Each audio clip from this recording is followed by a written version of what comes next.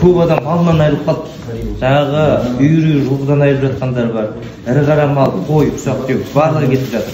Енді көбісінің сұрағы қазір малға құжаты, төрт құжаты болмаған жағдайда ертең қалай компенсация алады өтемақыны?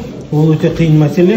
Оны айтып кеттім. Мына базада болған рәсімделген тіркелген мал толығымен өтейді.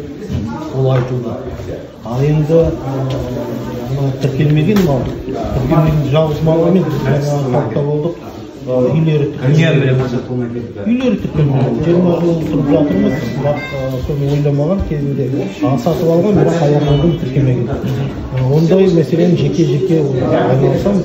Ең алдымен бүкіл құжаты бар азаматтар олардың бәрін құжаты жоқ, ол жеке әрбір жеке ситуацияда ол юристтерді аманаттап уәде берді, юристтерді беріп басқа бір дәлелдейтін құжатты алып солай ғана куәгерлерді тартуға бола ма?